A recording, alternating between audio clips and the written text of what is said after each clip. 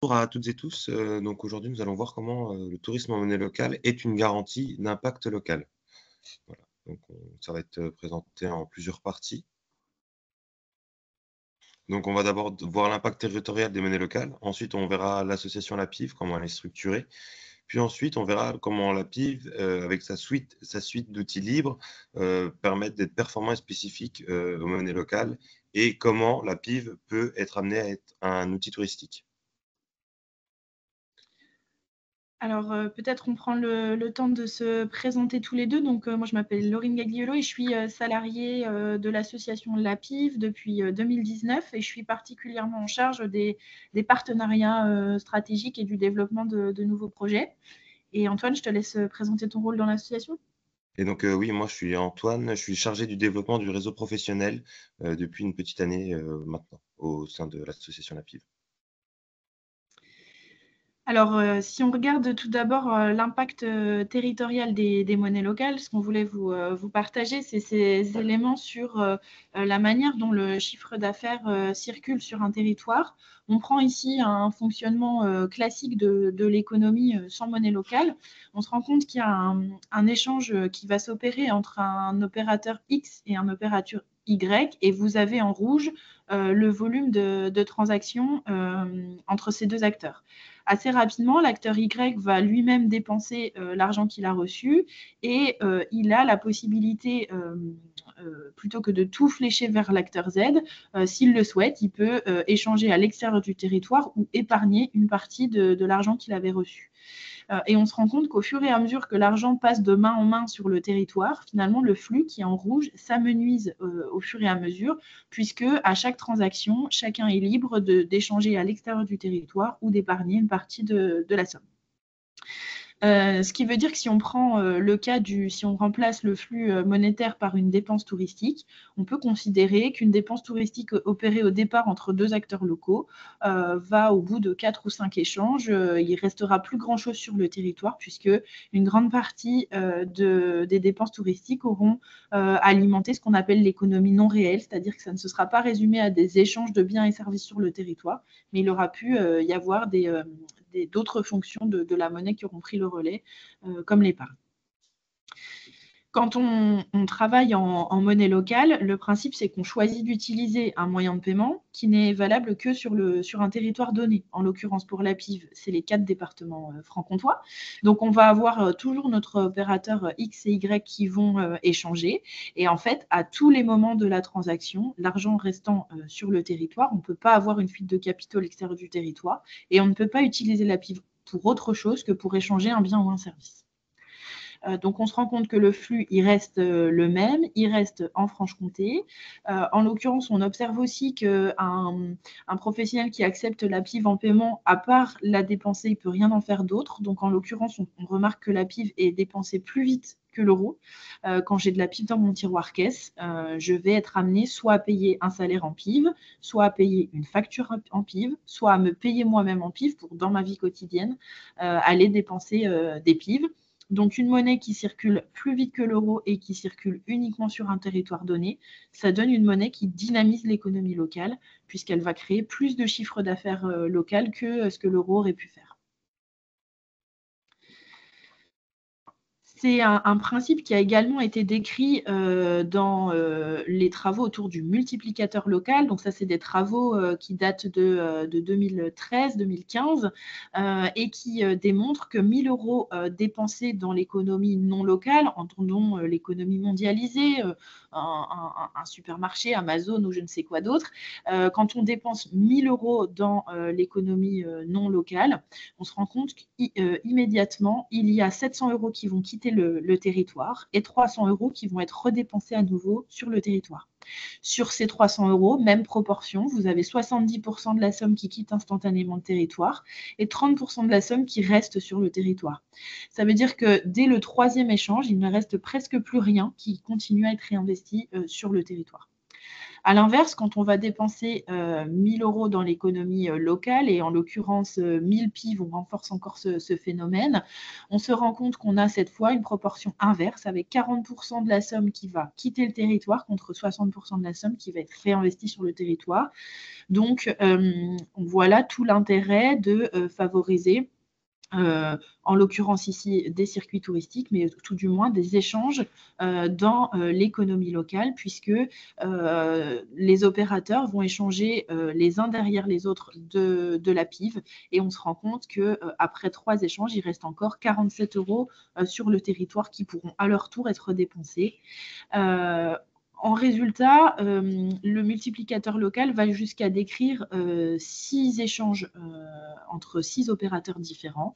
Au bout du compte, on a 428 € de chiffre d'affaires local généré quand au départ, on avait dépensé 1000 € dans l'économie non locale, contre 1431 € de chiffre d'affaires cumulé quand au départ, on avait on avait dépensé dans l'économie locale. Donc, on voit qu'il y a quand même une différence notable qui est décrite par ce principe du multiplicateur local. Voilà un peu pour l'impact territorial d'une monnaie locale. Vous l'aurez compris, la monnaie locale, c'est vraiment une sorte de contrainte volontaire que les uns et les autres vont prendre, de se dire je joue le jeu du local et je joue ce jeu-là avec une monnaie qui n'est valable que sur un territoire donné, avec laquelle je fais le choix de ne faire que des échanges de biens et services localement. Laurine, excusez-moi, je vous coupe la parole parce que Je vous en prie. soit j'ai pas bien écouté ou mais vous avez pas dit que justement l'utilisation d'une monnaie locale, on l'utilise, elle reste sur le territoire. Et sauf que là, dans la slide précédente, quand vous montrez les 1000 € sont dépensés dans l'économie locale pour la PIV, vous dites qu'il y a quand même 400 € qui quittent le territoire. Tout à fait, parce du coup, parlons-en maintenant. Un professionnel qui accepte la PIV ne peut, dans certains cas, avoir trop de PIV et ne pas pouvoir tout redépenser localement. En fait, on se rend compte que dans une chaîne d'utilisation de la PIV, le professionnel, par exemple, si on prend le cas d'une Biocoop, on pourrait considérer qu'une Biocoop peut redépenser toutes ses PIV parce qu'elle a un certain nombre de fournisseurs locaux auprès desquels elle peut acheter des denrées en PIV. Mais très rapidement, quand on se retrouve par exemple auprès d'un brasseur, le brasseur, s'il n'a pas la possibilité de s'approvisionner totalement localement, ou s'il achète ses bouteilles loin, ses étiquettes loin, qui fait laver ses bouteilles à l'extérieur du territoire, etc., très rapidement, le brasseur va pouvoir se verser une partie de son salaire en PIV, mais pour une partie de ses dépenses, il va avoir besoin de revenir à l'euro. Et ça, c'est une possibilité qui est offerte aux professionnels partenaires de la PIV. Les adhérents particuliers, les utilisateurs, tout un chacun, une fois qu'on a des PIV, on a le temps qu'on veut, mais on est obligé de les dépenser, on ne peut pas revenir à l'euro. Par contre, un professionnel a la possibilité de revenir à l'euro s'il est bloqué. Donc nous, on va l'accompagner à essayer de trouver au maximum des débouchés, mais on a effectivement des professionnels qui font de la reconversion de PIV en euros pour assumer leurs besoins. D'accord, ok. Merci de cette précision. Antoine, je te laisse poursuivre. Oui. Alors, les monnaies locales, il faut savoir que c'est pas juste un phénomène français, il y en a 5000 dans le monde, et on en a 82 en France. Il faut savoir qu'elles ont vu le jour, en grande majorité à partir de 2014, parce qu'il y a une loi encadrant, portant sur l'économie sociale et solidaire qui a vu le jour, la loi Hamon, et qui encadre légalement les monnaies locales. Donc à partir de 2014, il y a vraiment eu un boom des monnaies locales, et on peut voir que, on est à la diapo suivante, et on peut voir aussi que la PIV est, une des monnaies locales avec le plus grand territoire sur laquelle circule la monnaie locale. En général, c'est plutôt une ville ou un département. Voilà, on est une des rares monnaies locales à travailler sur toute une région. On est aussi encadré par le mouvement Sol que vous voyez à droite de la carte. Donc le mouvement Sol, c'est la Fédération des monnaies locales françaises. Donc elle va permettre plusieurs choses. Déjà de porter nos voix au niveau national, au niveau législatif, mais aussi permettre l'encadrement et la coordination, l'accompagnement des monnaies locales, notamment grâce au partage de connaissances, de compétences, transmission d'expériences sur le développement de chaque monnaie locale, ce qui permet qu'on ce qui permet pour le mouvement Sol de nous accompagner voilà, en nous donnant les bonnes pratiques, ce qui s'est fait et ce qui peut se faire sur les territoires des différentes monnaies locales. Si on regarde tout particulièrement à l'échelle de la Bourgogne-Franche-Comté, puisque c'est bien le périmètre d'action de BFC Tourisme, on repère donc une initiative à Dijon autour de la chouette, qui est une monnaie locale qui est un peu plus jeune que la pive et qui, en ce moment, est une monnaie locale qui souffre d'un déficit de bénévoles pour pleinement se développer. Donc la monnaie existe toujours, les outils sont toujours là, mais il n'y a pas une dynamique suffisante pour considérer que ce soit une monnaie locale qui est en capacité de se développer à l'heure actuelle. Et puis, toujours en région Bourgogne-Franche-Comté, on a également l'exemple de la Cagnole, voilà, qui se trouve plutôt dans le périmètre d'Auxerre, mais au-delà, à Joigny, etc.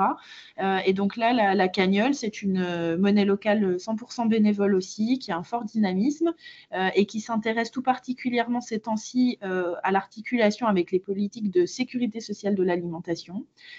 Pour autant, la question du tourisme en monnaie locale est une question qui les intéresse beaucoup. Vous aurez l'occasion de voir pendant notre présentation qu'on a eu des réflexions croisées au début de notre démarche sur le tourisme en monnaie locale.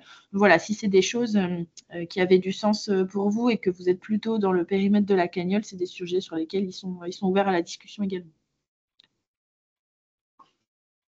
Donc la PIV, donc c'est un moyen de paiement légal. Donc là, on va rappeler un petit peu comment on utilise la PIV, comment on se la procure et qu'est-ce que c'est réellement.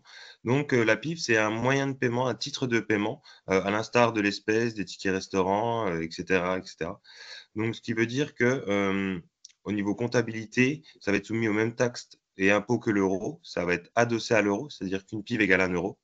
Donc au niveau comptable, tout sera indiqué en euros. On aura juste des lignes différentes de compte. On aura une ligne de compte espèce euro et une ligne de compte espèce PIV, puisqu'en effet, il y a deux moyens de paiement avec la PIV.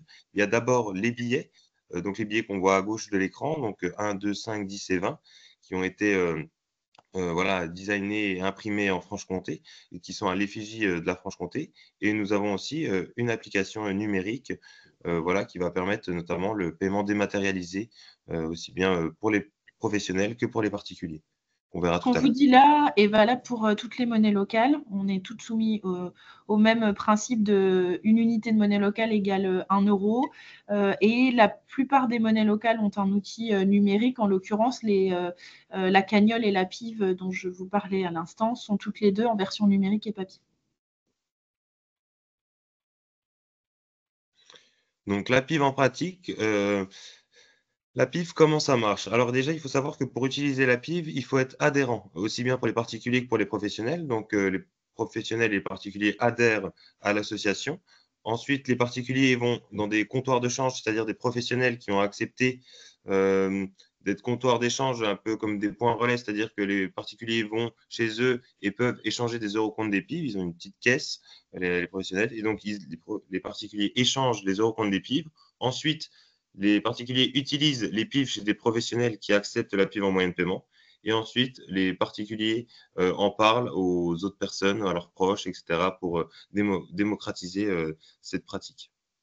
Pareil, hein, le concept de l'adhésion à la monnaie locale, il est fixé par la loi. Donc la loi oblige que la monnaie locale soit gérée par une association, loi 1901, et que tous les utilisateurs de la monnaie locale soient adhérents de l'association en question, utilisateurs particuliers comme utilisateurs professionnels. Donc si demain un office du tourisme voulait intégrer la PIV dans son fonctionnement, l'office du tourisme adhérerait à la PIV. C'est ce qui conduit, et on en reparlera, certaines collectivités à adhérer à la PIV. Voilà, tout type de structure peut adhérer à la PIV et effectivement, l'adhésion est payante. L'adhésion est libre, consciente et solidaire pour les utilisateurs particuliers avec un minimum de 20 euros par mois qui est demandé. Et puis pour les professionnels, on a je vais laisser compléter. Pour les professionnels, on a une grille évolutive en fonction du nombre de TP dans la structure. Alors oui, je veux juste revenir, Laurine, tu as dit pas 20 euros par mois pour les particuliers, c'est par an. Pardon. Voilà. Et oui, voilà, les J'ai fait professionnels. peur à Madame Hernandez, je crois. Pardon.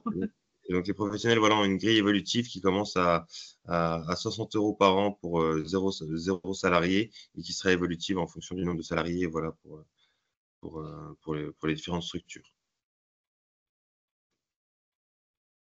Donc, Vas-y.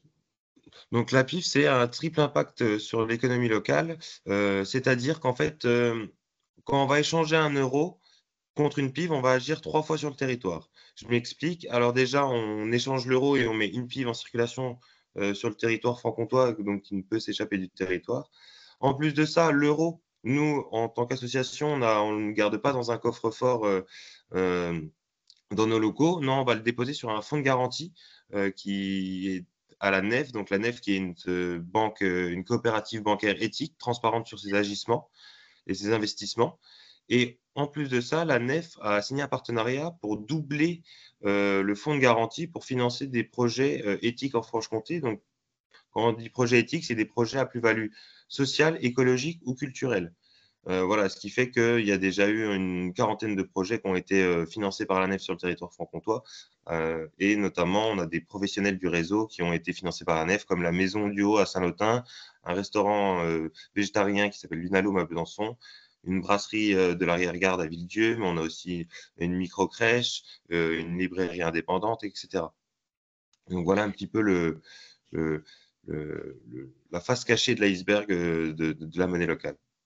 Là-dessus, je m'arrête 2 secondes aussi pour préciser que cette gestion avec le fonds de garantie, à nouveau, est obligatoire pour toutes les monnaies locales, ce qui veut dire que tous les flux d'argent que les utilisateurs, les euros que les utilisateurs transforment en monnaie locale, ils sont déposés sur ce fonds de garantie et ne permettent absolument pas à l'association de fonctionner. L'association fonctionne uniquement par les adhésions de ses membres et éventuellement par subvention publique. L'ensemble des PIV en circulation correspondent toujours à des euros qui sont bloqués sur ce fameux fonds de garantie et qui portent très très bien son nom, puisque c'est une garantie pour l'ensemble des professionnels qui acceptent une PIV en paiement, que même si l'association devait cesser ses activités subitement, l'ensemble des PIV en circulation ont bien un euro qui correspond derrière et qu'ils pourront récupérer. Donc on est bien sur un système de garantie. Et effectivement, la NEF a pris l'engagement d'investir le double de ce qu'on lui confie sur le territoire d'une monnaie locale. Voilà, ce qui permet de doubler l'impact de notre argent pour arriver à ce triple impact. Donc maintenant, on va voir l'association La Pive et notamment voilà, son organisation. Donc la PIV en Franche-Comté, donc elle est répartie sur 11 groupes locaux, répartis sur les 4 départements. Donc ce qu'on appelle groupes locaux, groupe local. Un groupe local, c'est un groupe qui est composé donc de bénévoles et qui va agir sur le territoire afin de promouvoir et de développer la monnaie locale. C'est-à-dire que voilà, sur tous les groupes qu'on peut voir à l'écran, nous avons une équipe bénévole présente sur le territoire. Donc, on a environ 30 bénévoles qui sont réguliers, qui sont investis pleinement et on en aura 20 en plus. Donc, on arrivera à 50 bénévoles pour des actions plus ponctuelles comme de la tenue de stand, ce genre de choses. Au sein de l'association, on est 4 salariés pour l'équivalent de 2,5 ETP. Voilà. Et on a aussi forcément un conseil d'administration qui nous permet de valider les choix stratégiques de l'association. Là-dessus, on est plutôt sur une spécificité franc-comtoise, puisqu'on a des cousins, l'association de la monnaie locale La Roue, dans le sud-est de la France, qui avaient plutôt fait le choix à leur création d'une fédération de monnaie locale avec chaque bassin de vie qui est structuré en association et une fédération à l'échelle des départements. Nous, on a fait le choix d'avoir une seule association sur les 4 départements franc-comtois et des groupes locaux à l'échelle des bassins, mais on a bien un seul conseil d'administration qui régit la monnaie locale et qui prend les grandes décisions relatives à la vie de l'association. On a également, du coup, dans cette association, on se retrouve tous dans l'idée de favoriser une économie de proximité en Franche-Comté au service de l'humain, respectueuse du vivant. Chaque adhérent de l'association est censé se retrouver dans cette raison d'être associative. Donc voilà l'équipe salariée. Donc on va avoir une chargée de dynamique associative. Donc ce qu'on entend par dynamique associative, ça va être notamment la coordination des actions bénévoles sur tout le territoire, que ce soit voilà, la tenue de stand ou même le partage des bonnes pratiques ou de permettre de donner une visibilité en fait à l'ensemble des bénévoles sur le territoire de ce qui se fait ailleurs et de ce qui se fait au niveau régional.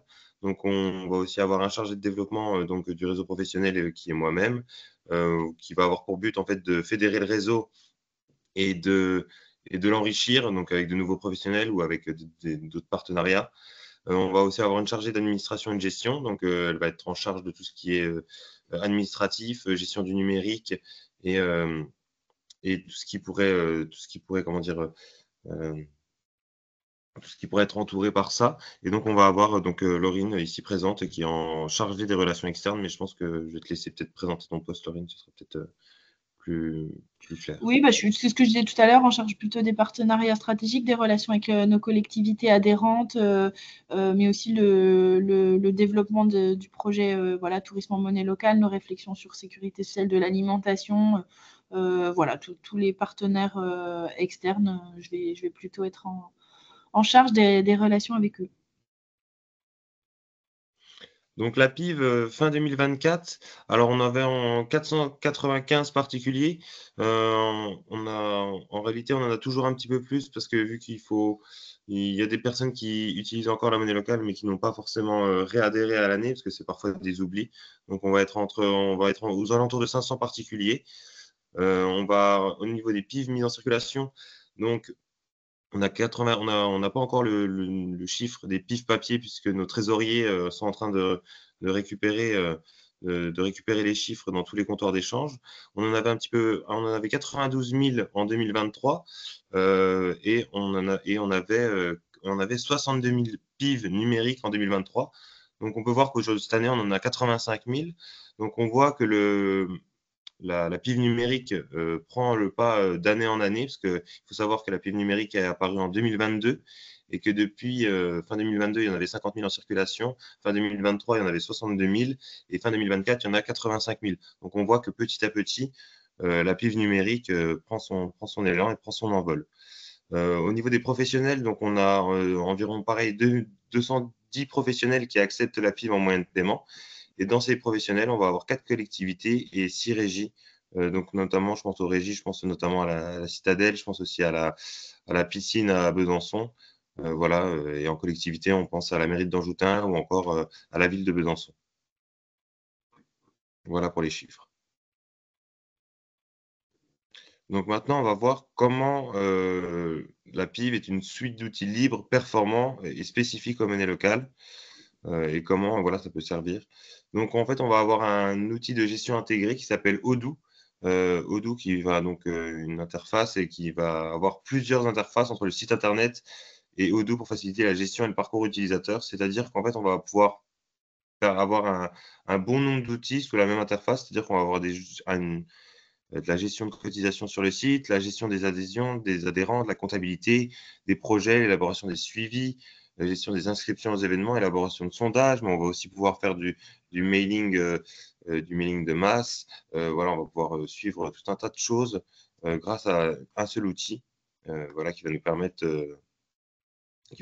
d'être efficace. On a aussi des outils libres, donc notamment Rocket Chat qui est pour la communication interne et qui va nous permettre notamment d'avoir des différents groupes, à l'instar d'autres sites de communication, donc qui va nous permettre aussi bien de pouvoir gérer des groupes très spécifiques de travail ou des groupes plus généraux, comme par exemple des groupes régions qui pourraient nous avoir pour transférer toutes les informations essentielles au bon fonctionnement de l'association. Donc, on va aussi avoir un cloud, donc Nextcloud, qui va nous permettre de stocker les données et donc voilà, qui va être accessible, qui va nous par tous les bénévoles, mais pourra aussi gérer les droits d'utilisation, c'est-à-dire que certaines rubriques ne pourront être que pour les administrateurs, que pour les employés, que pour certains groupes de travail, etc., etc. Et donc, on va aussi avoir Big Blue Button, qui est tout simplement un outil de visioconférence qui va nous permettre voilà, d'avoir des réunions aussi bien externes qu'internes. Donc, on a aussi un espace adhérent sur le site internet, c'est-à-dire que toute personne qui se connecte à la PIV et s'inscrit en fait à la PIV crée un compte et donc peut gérer ses données personnelles, adhère en ligne, ouvre son compte numérique, peut consulter le site internet et la cartographie des pros et consulter donc la fabrique à questions. Donc tout ça, c'est disponible en fait sur notre site internet. On peut voir la cartographie juste sur la slide d'après. Donc la cartographie, ça va être une cartographie interactive, c'est-à-dire qu'on va venir trier, filtrer au niveau des caractéristiques ou des catégories principales de chaque professionnel. Ensuite, on va pouvoir cliquer directement sur les icônes pour avoir le nom du professionnel, un bref récapitulatif de son activité. Si on veut davantage d'informations avec les horaires, l'adresse, le numéro de téléphone, etc., on peut cliquer sur plus d'infos et donc là, on aura la fiche complète du professionnel qui va apparaître. Voilà, ça va nous permettre en fait de retrouver les professionnels, de les identifier et de savoir où ils se situent sur le territoire.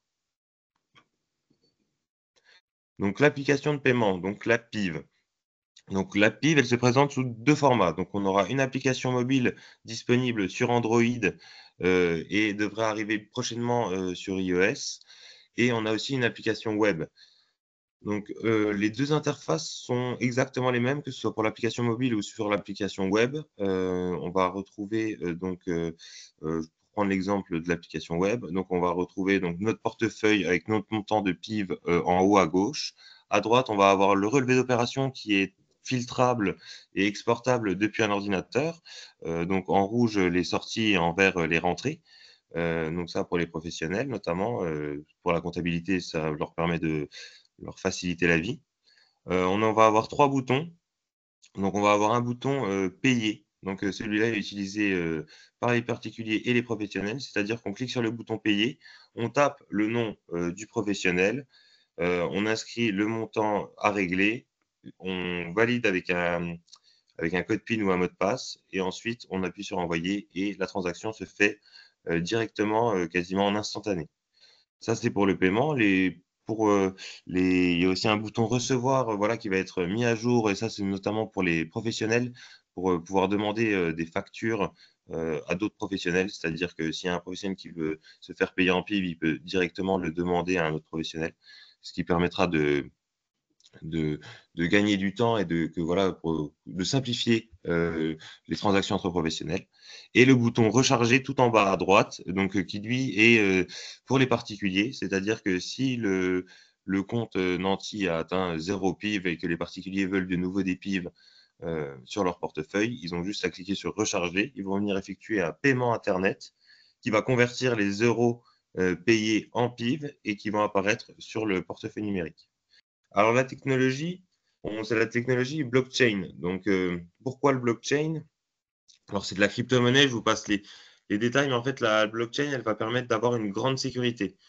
C'est-à-dire que, c'est un réseau, d'informations et chaque information est validée par le réseau d'informations en totalité. C'est-à-dire que pour changer une information, il faut que tout le réseau valide cette changée d'information. Ce qui veut dire qu'en fait, personne n'est capable de pirater ou d'entrer dans les portefeuilles.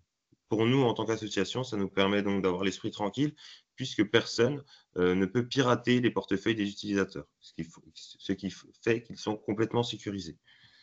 Là-dessus, je m'arrête 2 secondes sur ce sujet-là pour vous dire que ce qui était important pour les monnaies locales, c'est de rester totalement autonome des banques pour mettre en place des transactions sécurisées, puisque vous le savez ou pas, mais dans le cadre d'une transaction bancaire, en réalité, c'est la banque qui joue le rôle d'arbitre et qui vérifie que l'utilisateur, enfin le créancier comme le débiteur existent, ont de l'argent sur leur compte, sont des vraies personnes morales, etc.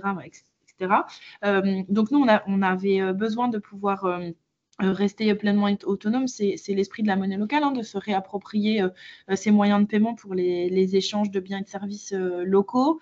Et donc, pour cette technologie blockchain, on a travaillé par les monnaies locales pour les monnaies locales. Donc, on a monté une structure mutualisée entre plusieurs monnaies locales et on a réussi à salarier du coup les bénévoles de chaque monnaie locale pour avoir un prestataire robuste à notre disposition et pas simplement un bénévole passionné d'informatique pour nous développer notre outil. C'était extrêmement important aussi.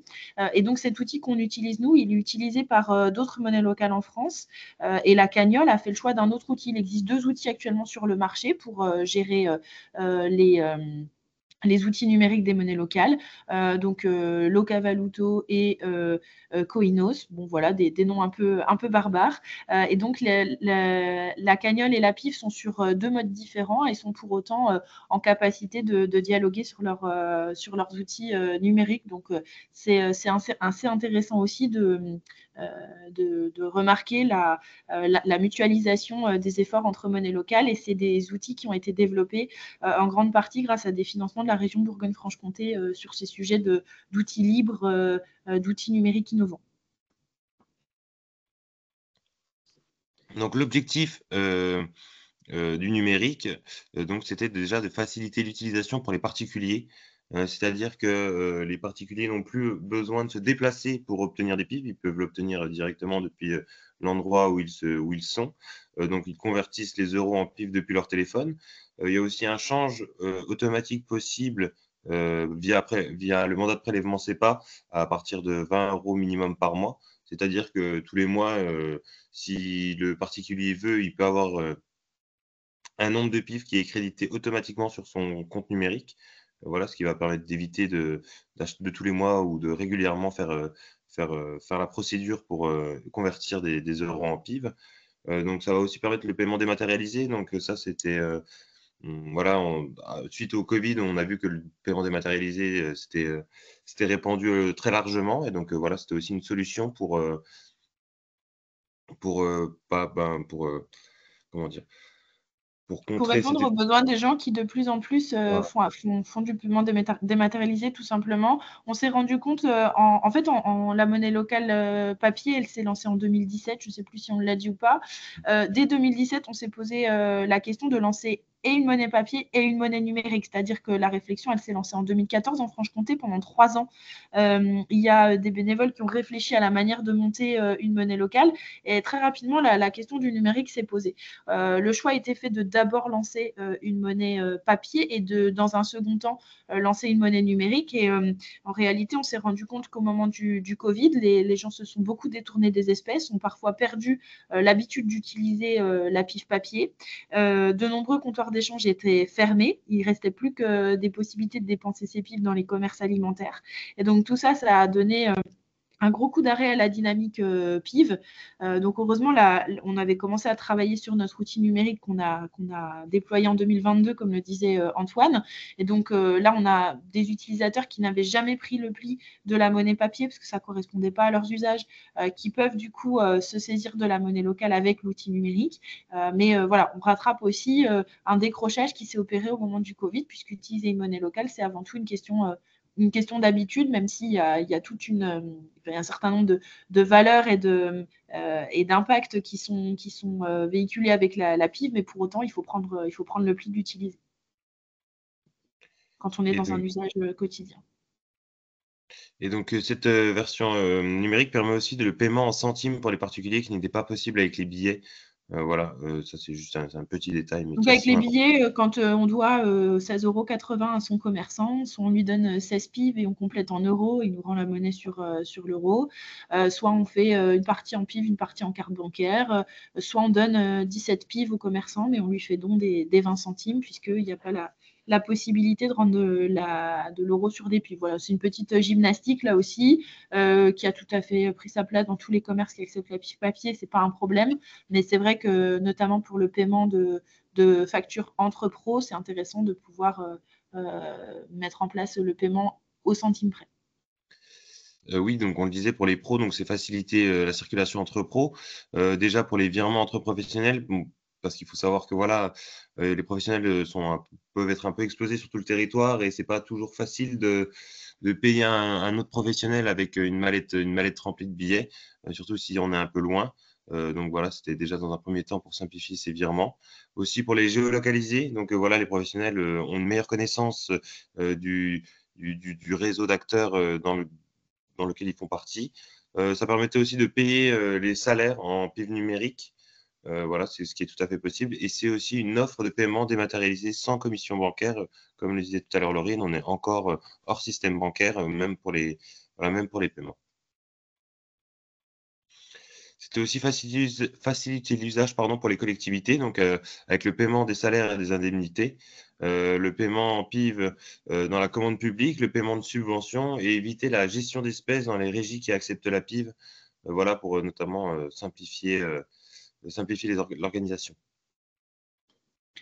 À ce jour, la PIV, elle est utilisée de manière très diverse. On a des collectivités qui versent des indemnités aux élus en PIV. Donc ça se pratique par la ville de Besançon et la commune de Tréziers en Haute-Saône, qui est une toute petite commune de 300 habitants sur laquelle le premier adjoint perçoit ses indemnités trimestrielles en monnaie locale. On a plusieurs entreprises et associations qui payent des salaires en PIV. On a donc la possibilité de payer son entrée dans certaines piscines de Besançon, à la citadelle de Besançon en PIV. On a également connu des opérations de soutien aux commerçants en PIV au moment du Covid. Vous savez, il y avait des collectivités qui distribuaient des bons d'achat dans les commerces, etc. Donc là, on avait des bons d'achat en PIV. En partie. Et puis, on retrouve également la PIV dans certains événements, type festival, marché de producteurs, événements grand public. Voilà, elle peut tout à fait trouver sa place dans ces événements-là à la discrétion des organisateurs. Et enfin, du coup, on a ce fameux projet d'itinéraire de découverte du territoire en monnaie locale qui peut s'adresser à la fois à des touristes, mais aussi à des nouveaux arrivants sur un territoire. C'est quelque chose qu'on réfléchit avec le service attractivité du Grand Besançon notamment, qui se dit que ça peut être aussi une manière intéressante d'accueillir des nouveaux habitants sur un territoire. On arrive à l'issue de cette première partie sur vraiment le concept des monnaies locales, le fonctionnement de l'association, etc. Il nous semblait important qu'à ce stade, il n'y ait plus de zone d'ombre pour vous sur le fonctionnement d'une monnaie locale, puisqu'après, on va partir plutôt sur un cas d'usage spécifique qui serait utiliser une monnaie locale dans le domaine touristique. Mais voilà, attachons-nous à savoir si le concept d'utiliser la monnaie locale est clair pour vous.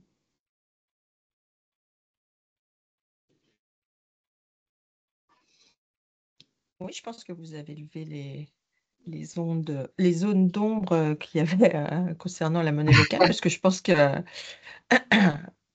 pour ma part, je n'avais pas cette vue d'ensemble que vous venez de nous présenter. Donc, Moi non c'était plus, je bien vous remercie. Ouais. Avec grand C'est bien. plaisir. Parce que franchement, Madame je Aurélie, suis venue un peu par curiosité, j'avoue, parce que j'en ai entendu parler, mais chaque fois, je me sentais un peu bête, parce que je me dis, mais bon, ok, ça existe, il y en a plein, mais je ne comprenais pas comment ça fonctionnait. Donc, en tout cas, sur ce côté-là, c'est bien réussi. Après, je ne sais pas, voilà, je sais pas exactement comment vous arrivez à implanter, c'est ce qui me paraît compliqué, c'est implanter sur d'autres territoires la monnaie, parce qu'il faut tomber sur les bons acteurs. Bon, nous, moi, je ne suis pas décisionnaire, hein, mais c'est vrai que sur Beaune, je me dis, moi, je suis nouvellement arrivée au Palais des Congrès de Beaune. Je suis arrivée au mois de septembre au Palais et il y a un projet sur Beaune qui est de créer un quartier, un espace complet où on a désormais déjà le Palais des Congrès, on a la Cité des Vins et du Climat, il y a une hall qui va être construite, une grande hall, je crois que c'est 1200 mètres carrés. Il va y avoir aussi des boutiques qui vont être mises en place. Alors moi, je ne suis pas décisionnaire, mais du coup, quand j'ai vu passer ce webinaire, je me suis dit, ah, mais ça se trouve, dans 3 ans, 3-4 ans, il y aura une monnaie locale qui va se mettre en place. Donc voilà, je suis venue pour découvrir. Mais c'est vrai que c'est sympathique quoi, de voir ce que ça peut apporter au territoire comme retombée économique. Ouais, c'est vraiment bien. Parce que ça, je ne l'avais pas perçu avant de voir votre présentation. Eh ben, parfait, on est ravis. Le jour où il y a une initiative qui émerge par chez vous, vous saurez un peu plus précisément de quoi il je saurais te dire, moi. Madame Oury, vous aviez une question? Oui, merci. Oui, effectivement, moi j'étais très intéressée pour comprendre effectivement le concept et la genèse des monnaies locales. Après, moi, ce qui m'interpelle un petit peu, moi, je travaille du coup à Bourgogne-Franche-Comté Tourisme, donc dans tout ce qui est communication pour l'habitant. Et donc, le faire voyager dans sa région, le rendre fier de sa région, le faire connaître sa région, etc. Donc moi, ce qui m'interpelle un petit peu, c'est que si ce projet, il est né en 2017, c'est-à-dire après la fusion, en fait, des régions, parce que là, quand vous parlez de territoire, la Franche-Comté, aujourd'hui, la Franche-Comté, c'est horrible ce que je vais le dire, s'il y a des Francs-Comtois qui nous écoutent, mais le territoire de Franche-Comté, officiellement, n'existe plus. Et quand vous avez parlé effectivement des initiatives là sur, enfin, Dijon avec la Chouette ou Auxerre, enfin moi je connais pas du tout, hein, c'est de se dire à quelle échelle une monnaie locale enfin, elle est bénéfique, elle a des vraies retombées, etc. Parce que là, quand effectivement Karine vous parlez de Beaune, enfin j'ai l'impression que, bon là déjà sur Franche-Comté, donc je suppose que c'est sur les 4 territoires de l'ex-Franche-Comté, mais voilà, moi, ce qui m'interpelle, c'est où on peut l'utiliser. C'est vraiment des micro-territoires. Alors, effectivement, là, on est sur du local, donc on a envie que ça reste en local, mais la délimitation, elle n'est pas si simple que ça. Où je me dis, là, Auxerre, ou s'il y a quelque chose qui se crée à Beaune, on est vraiment un peu trop confiné, je trouve, quoi, en fait, par rapport à ça. Et c'était votre démarche, comment après elle s'est implantée ou pas avec les collectivités, ben, la collectivité régionale, région, qui serait plutôt le territoire Bourgogne-Franche-Comté, quoi. Alors évidemment, cette question-là, c'est une question qu'on a depuis le début avec la région Bourgogne-Franche-Comté qui effectivement soutient l'émergence de la PIV, puis sa consolidation, etc. Depuis ses débuts. Donc il y a un financement de la région par rapport à la Oui, PIV, tout c'est à un fait. soutien financier. Oui, D'accord. tout à fait. Et du coup, oui, la dynamique, donc la réflexion autour de la PIV, elle s'est mise en œuvre en 2014. Donc à l'époque, c'était le territoire Oui. régional qui était visé. Il nous semblait pertinent et à l'époque, on était les premiers à réfléchir à un territoire aussi vaste puisque traditionnellement, les monnaies locales, elles se structurent autour d'une ville, d'une agglo, d'un département au grand maximum quand le département n'est pas trop gros, puisqu'on est plutôt à l'échelle d'un bassin de vie. Et certaines monnaies ont fait le choix à la création, par exemple, je pense au Sol Violette à Toulouse, de s'en tenir en fait au périmètre de l'agglo. Et très rapidement, ils ont été un petit peu coincés par une sorte de plafond de verre parce que les restaurateurs ne s'empêchent pas d'aller un petit peu plus loin pour trouver des approvisionnements. Et donc, quand on reste dans un territoire trop restreint, on s'empêche certaines transactions entre professionnels. Donc nous, à la création de l'association et de la dynamique, très rapidement, il est apparu que le territoire franc-comtois nous semblait intéressant par son histoire aussi, sur les coopératives fromagères, sur l'industrie, etc., où il y avait des logiques en fait régionales qui étaient très implantées. Au moment de la fusion, ça nous a posé grande question et cette question du périmètre Bourgogne-Franche-Comté revient régulièrement.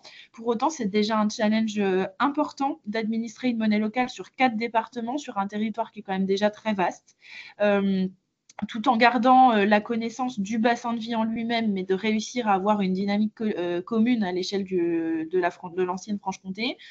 Il nous semblait mais fondamentalement impossible, pour les personnes qui gèrent cette monnaie locale, d'avoir une action sur la Bourgogne-Franche-Comté.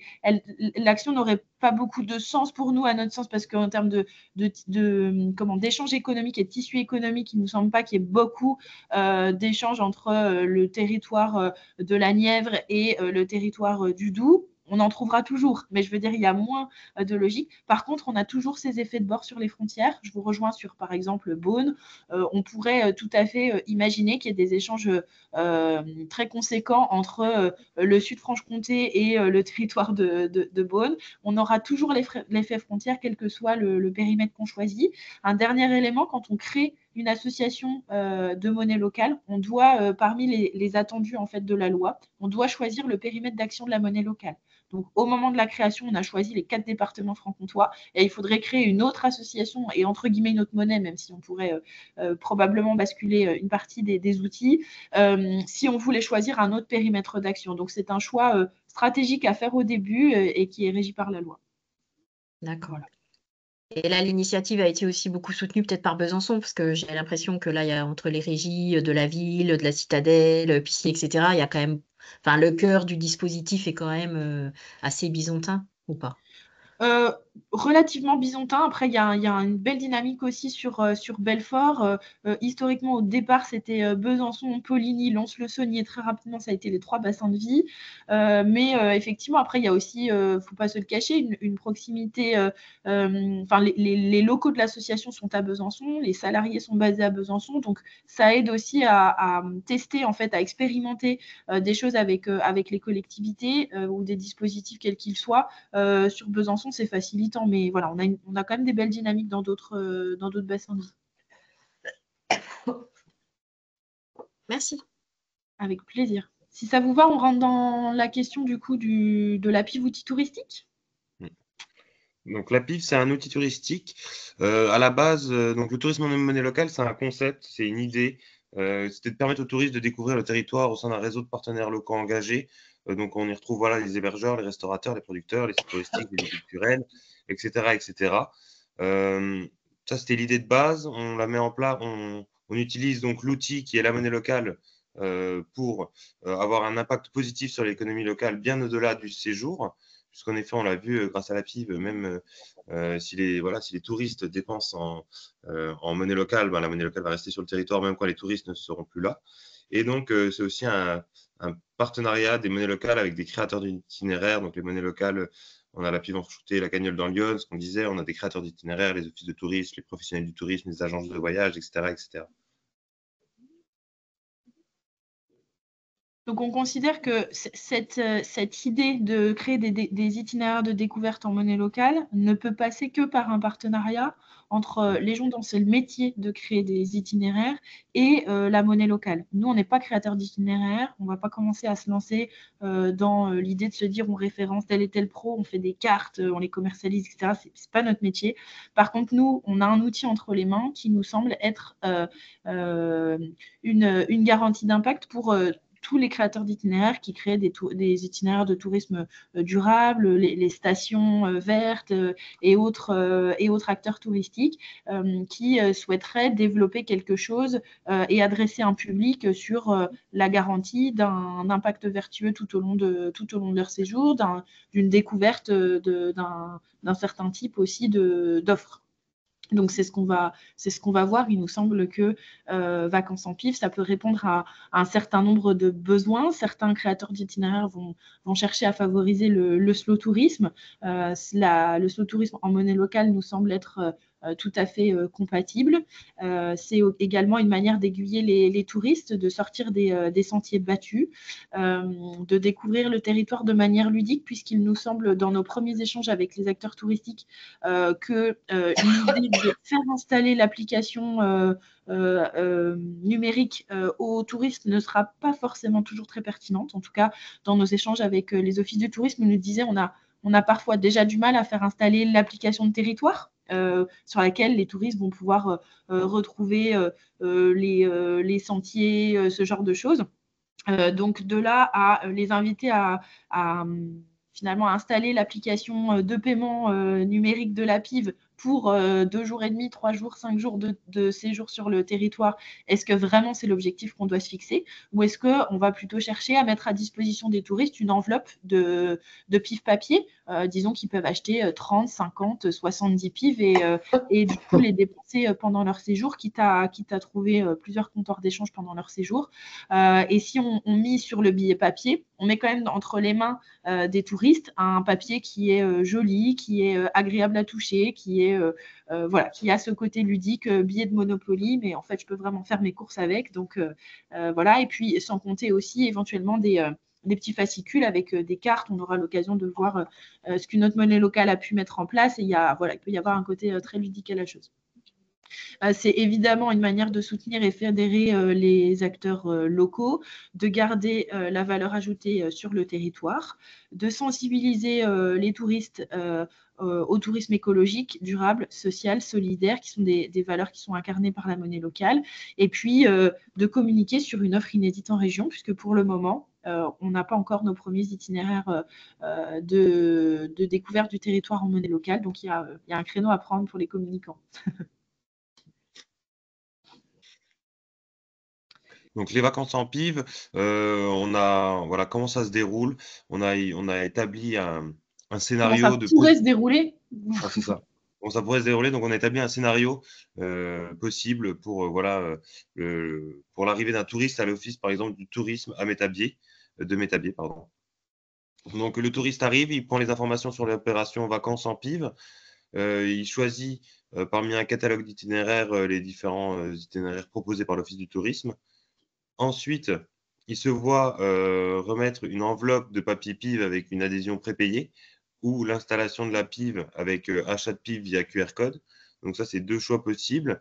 Voilà, une fois que le particulier a les PIV en poche ou dans le téléphone, il va pouvoir découvrir le territoire en PIV et pouvoir dépenser ses PIV auprès des partenaires identifiés donc, sur la cartographie en ligne ou bien sur directement l'itinéraire proposé par l'Office du tourisme. Et ensuite, il n'aura plus qu'à vivre voilà, son voyage touristique grâce aux professionnels identifiés du réseau et promoteurs du territoire.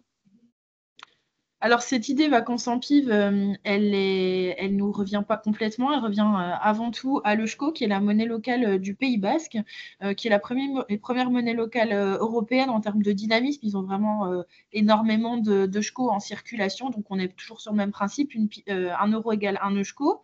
Et donc, ils ont développé, au moment du Covid, ils ont profité un peu du creux de la vague pour développer un nouveau concept qui était donc le concept vacances en Eusko.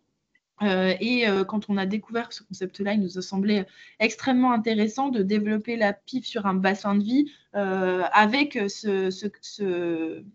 cette entrée touristique, puisqu'en fait, si on cherche à développer des itinéraires touristiques, on va chercher de manière générale à mailler un réseau assez diversifié et à créer des coopérations en fait, entre acteurs touristiques autour d'un objet qui serait la monnaie locale. Et donc, pour tester un petit peu cette idée, on a organisé une première réunion en juillet 2023. À l'époque, il y avait 3 monnaies locales de réunies, puisqu'on avait donc la Cagnole dans Lyon, et puis on avait également la monnaie locale la Cigogne qui est du côté de Mulhouse, qui est également très intéressée par ces sujets. On avait mis autour de la table donc Yann Bellet du CRT, l'ADEME au titre de son travail sur le tourisme durable, l'Office de tourisme de Besançon, la Route des Potes qui est un concept de tourisme un peu alternatif aussi, porté par l'ADEME et la région aux côtés d'Energy Cities.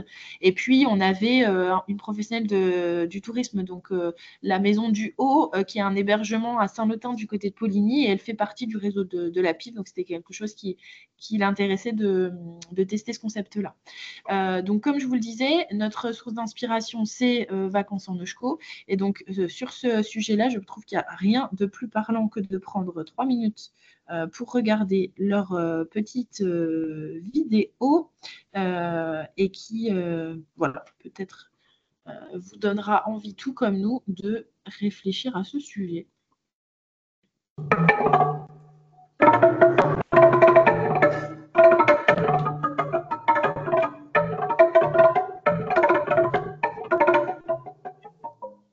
On propose à toutes les personnes qui viennent au Pays Basque passer quelques jours ou quelques semaines de participer à ce qui se passe de mieux au Pays Basque en ouvrant un compte Vacances en Eusko. Donc c'est très simple, il suffit d'aller sur vacanceseneusko.org, d'ouvrir un compte en quelques minutes. Et sur le compte Vacances en Eusko, on vous propose 7 circuits 100% en Eusko pour une journée ou un week-end pour découvrir le Pays Basque autrement et sortir des sentiers battus.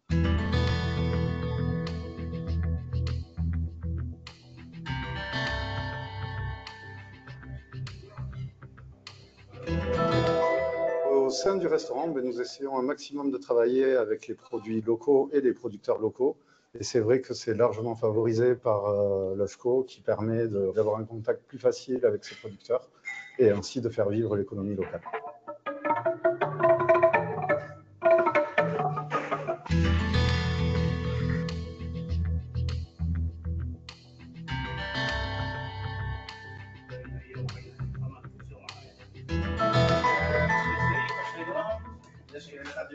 Gure helburua zen lekuko eta sortu kalitatezko ekoizpenak egitea. Gure helburua da lekuko jendearen zerbitzatzea, bai ekoizpen ekologikoago da eta sustut sozial mailan ere biziki importanta baita.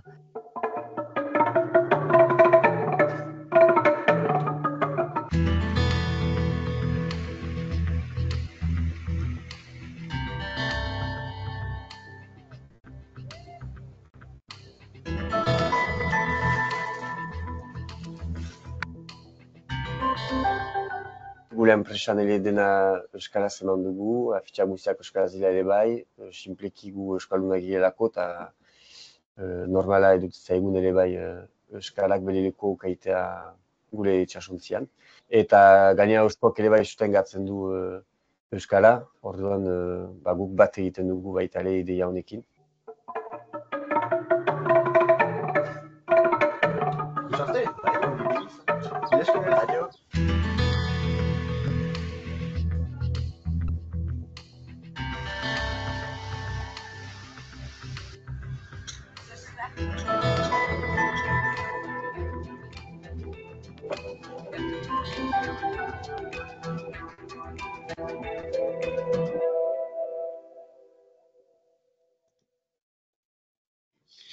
Voilà, et vous avez sur leur site, du coup, les différents itinéraires qui, globalement, prennent cette forme-là, c'est-à-dire qu'on est situé dans un secteur du Pays Basque et on va avoir un petit itinéraire en quelques étapes où parfois, du coup, on est amené à fréquenter un partenaire de l'OJCO et parfois, on va simplement voir un point de vue, on prend de la hauteur et on fait une balade. Hein, mais voilà, c'est entre guillemets aussi simple que ça et on a les 7 petits circuits touristiques.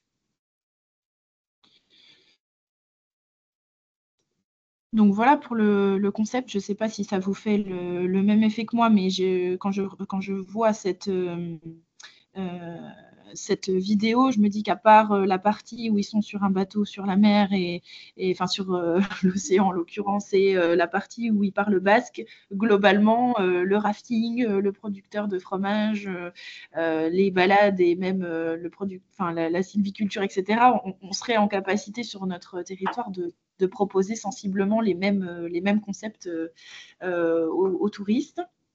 Et on voit qu'avec une vidéo bien faite, on comprend très très vite le concept. Alors évidemment, ils ont noué des partenariats avec la région, plusieurs collectivités, etc. pour monter cette vidéo.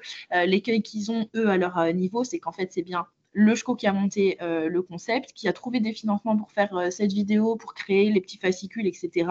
Et en réalité, ils sont dans une difficulté, c'est la commercialisation, le porter à connaissance de cette offre-là, puisqu'ils ne sont pas opérateurs touristiques.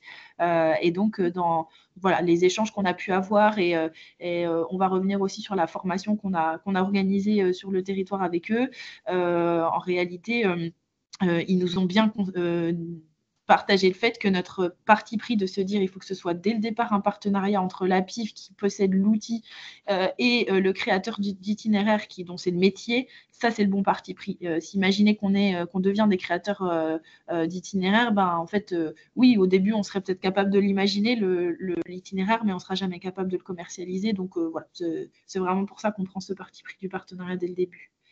Je vous en prie, Florence. Et ça fait combien de temps, eux, qu'ils ont développé le JCO au Pays Basque? Vacances en OJCO ou le JCO? Alors, les deux. Les deux. Le JCO, de mémoire, je dirais 2012. Ils ont commencé la mise en circulation, peut-être même à peine avant, mais je crois que c'est les années 2010. Et puis, vacances en OJCO, c'est vraiment post-Covid, donc 21 ou 22. D'accord. OK. Et vous savez justement combien ça représente un petit peu de réservations, de clientèle? Très peu, trop peu. Vraiment, ils ont une grande difficulté à faire connaître l'offre. Et donc, voilà, moi, je connais personnellement des gens qui l'ont testé, mais c'est plutôt des gens des monnaies locales qui profitent d'un séjour au Pays Basque pour tester le concept, pour l'utiliser. Mais vraiment, il y a eu un travail de recherche en fait qui s'est adjoint. Enfin, il y a eu je ne sais plus si c'était une thèse ou une recherche-action, ou je crois que c'était une recherche-action sur le concept de vacances en OJCO et qui avait vraiment démontré que sur la commercialisation, ils n'avaient pas du tout pris le bon parti. Parce qu'effectivement, enfin, je veux dire, la commercialisation d'un itinéraire, bon, à la limite qu'il soit en monnaie locale ou pas, il se fait rarement à l'arrivée du touriste déjà dans un office, quoi. Enfin, le touriste, il a déjà plus ou moins prévu déjà son itinéraire, son hébergement, etc. Alors que ce soit une idée d'excursion à la journée avec effectivement 3-4 points spot avec des adhérents monnaie locale, je l'entends. Maintenant, de l'itinéraire l'itinéraire, j'émets un petit peu des doutes par rapport à ça parce que c'est quelque chose qui s'anticipe quand même avant. On va pas juste aller dire bon, alors si je vais à Métabier, pourquoi j'y vais? J'ai déjà planifié mes vacances, quoi. Vous voyez ce que je veux dire? C'est là où Tout à ça fait. m'a interpellée un petit peu dans votre présentation, donc je pense que ça se passerait pas comme ça. Mais enfin, voilà, c'est aussi l'anticipation. Et effectivement, de ce côté circuit court, durable, etc., je pense que ça peut vraiment rentrer dans une dynamique. Après, convertir le touriste d'acheter de la monnaie locale dès son arrivée. Enfin, voilà, c'est ce décalage un petit peu qui est compliqué, je pense, à anticiper, en fait, quoi. En fait, ce qu'on a perçu, nous, parce que du coup, j'y viens, mais on a organisé du coup une formation à laquelle était présente, donc à nouveau l'ADEME, mais il y avait aussi une personne de la mascotte, il y avait le service tourisme du Grand Besançon, enfin, on avait des parties prenantes assez diverses, c'était très intéressant. Et donc, on a fait venir en fait l'ancien directeur de l'EUSHCO, qui est dorénavant formateur au sein de la Fédération des monnaies locales, et qui est venu du coup faire une formation sur tourisme participatif en monnaie locale, de quoi on parle et comment ça s'est passé à l'EUSHCO, comment ça pourrait se dupliquer. Et c'était une formation très participative avec des cas pratiques qui ont été travaillés. Et on a pris plusieurs cas. On a pris le cas d'un service tourisme ou d'un office du tourisme qui développerait un itinéraire. Et donc la question c'était comment je le monte, mais aussi comment je le commercialise, du coup à qui je m'adresse, comment les gens tombent sur mon offre. Mais il y avait aussi le cas finalement d'itinéraires du tourisme qui montent un itinéraire presque entre eux-mêmes ou qui sont en tout cas prescripteurs. C'est-à-dire qu'on peut aussi partir du principe que le touriste fait une réservation chez un hébergeur et assez naturellement demande à l'hébergeur, est-ce que vous avez un restaurant à me conseiller? Est-ce que je voudrais aller visiter une ferme ou un producteur local? Où est-ce que je pourrais aller, etc. Et donc, qu'on puisse bien aussi travailler sur le fait que le professionnel du tourisme en lui-même devient prescripteur. Et on a aussi le cas, nous, dans le réseau, d'une loueuse de vélo donc sur Arbois, à Tour de Roue, qui a monté sa location récemment. Et elle nous dit, en fait, moi, de plus en plus, les gens, quand ils viennent de me louer des vélos, ils me demandent ce qu'ils peuvent faire à la journée ou au week-end avec mes vélos. Et donc, elle, ça a beaucoup de sens pour elle de pouvoir leur dire, vous pouvez monter à tel endroit, aller là, boire un chocolat chaud en monnaie locale à tel endroit, etc. Donc, voilà, c'est aussi se dire, effectivement, comment je peux acheter enfin, découvrir ce concept d'itinéraire en monnaie locale avant mon séjour sur le site. Comment, si je vais en office du tourisme, me renseigner sur, voilà, j'arrive dans votre station, je suis là pendant 3 jours, je sais que je vais faire ça sur une journée, mais j'ai encore une journée où je ne sais pas exactement ce que je veux faire, qu'est-ce que vous avez à me proposer? Que ça puisse être une offre parmi d'autres, et aussi que ça puisse être les professionnels en eux-mêmes qui prescrivent le concept. Il nous semble qu'il y a ces 3 volets à travailler. Voilà, du coup, pour ce qui s'est déjà passé, donc il y a eu cette première réunion où du coup on a présenté le concept vacances en EUSHCO, on a pu en échanger et vérifier aussi auprès des uns et des autres que ça avait du sens pour eux et qu'effectivement toutes les personnes qui étaient autour de la table avaient d'une manière ou d'une autre des réflexions sur des offres durables de tourisme. Donc voilà, ça ouvrait des possibilités. Et cette question du tourisme durable était une priorité partagée. Ensuite, il y a eu une deuxième réunion qui a permis à de nouveaux participants de rejoindre les discussions, parce qu'il y avait des gens qui étaient dans mes boucles mail depuis le début, mais qui n'étaient pas forcément dispo pour les temps d'échange. Et puis, on a validé le fait qu'il fallait organiser une formation sur le sujet, que ça semblait pertinent. Donc, la formation, elle s'est déroulée en début d'année 2024, il y a un an maintenant, avec une journée sur Besançon et puis des modules en visio. Elle a réuni du coup le Grand Besançon, à la fois élu et service, le parc naturel régional du Haut-Jura, la mascotte et l'ADEME, et puis 2 professionnels du tourisme voilà, qui sont déjà dans le réseau de la PIF. Donc, comme je vous le disais, on a fait 3 cas pratiques autour du service tourisme qui pourrait créer un itinéraire, de professionnels qui pourraient créer un itinéraire entre eux, mais également un cas pratique autour du PNR du Haut-Jura qui a cet enjeu d'animer sa marque Valeur Parc. Et on s'est rendu compte que finalement, une animation territoriale sur un territoire où le tourisme est une filière très présente pouvait rejoindre aussi les réflexions qu'on avait sur la question des itinéraires de découverte en monnaie locale, où finalement, ils ont aussi cet enjeu, eux, de créer des circuits, des circuits de découverte de leurs partenaires marque Valeur Parc. Donc voilà, vous voyez que les choses pouvaient se croiser à cet endroit-là.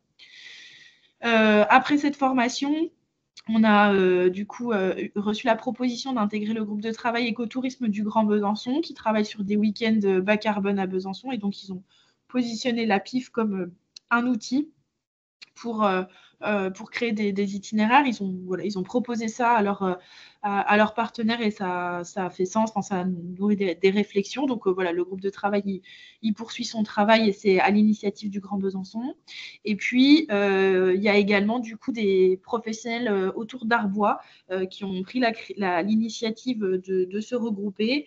Et là, on a des bénévoles qui prévoient de tester l'itinéraire. Alors, ils avaient prévu de le faire cet été, mais quand ils ont compris qu'ils allaient tester un itinéraire à vélo sous la pluie, ils ont préféré reporter. donc voilà, donc c'est les conditions qui n'étaient pas forcément réunies à ce moment-là, mais là on est plutôt sur un portage bénévole et professionnel pour le moment. Bon, ça, c'est globalement des choses qu'on a plutôt dites, hein. L'idée, c'est que quand on accepte la PIV en paiement, on va conforter l'activité sur le bassin de vie. Et donc, il nous semble que c'est aussi une manière de renforcer l'attractivité d'un territoire, de s'inscrire dans cette démarche. Et en fait, c'est une manière aussi pour un professionnel de savoir qu'en acceptant la PIV, il va jouer le jeu lui aussi de fonctionner en PIV avec d'autres. Et donc, on a un hébergeur qui, d'un seul coup, va être incité à peut-être acheter ses livres chez le libraire du coin ou faire ses courses chez le boucher du village, plutôt que de rester dans ses habitudes de consommation antérieures. Et plus le bassin de vie en lui-même est attractif, plus le professionnel du tourisme peut s'y retrouver aussi avec des commerces de proximité qui sont confortés, qui vont servir à la fois à lui-même mais aussi à ses clients. Voilà un peu pour le concept. On n'avait pas envie d'en dire beaucoup plus aujourd'hui. Ce qui était important pour nous aussi, c'est d'avoir vos retours sur tout ça. Et donc, comme on a pris déjà beaucoup de temps et on a échangé au fil de l'eau, peut-être que vous aviez des engagements derrière et que vous devrez nous quitter. Mais en tout cas, on reste vraiment à votre disposition pour échanger sur ce concept, cette idée. Merci. Merci Antoine et Laurine pour ce webinaire. C'était très intéressant. Vraiment, on a passé 1 heure de découverte et en plus, vous nous avez fait voyager jusque dans le Pays Basque, donc c'était pas désagréable. Donc merci beaucoup. Donc comme je l'ai dit en début de webinaire, le lien replay sera envoyé à tous et mis à disposition sur notre site professionnel. La semaine prochaine, on a un prochain webinaire sur une thématique tout autre, puisque ce sont mes collègues qui vont présenter la médiathèque de Bourgogne-Franche-Comté Tourisme, donc un outil qui est accessible à tous les professionnels du territoire. Donc, elles vont vous montrer comment créer un compte, comment faire rechercher vos photos pour illustrer toutes vos communications. Voilà. Eh bien, merci à tous et puis je vous souhaite une très bonne journée. À bientôt. Au revoir. Au revoir. Au revoir.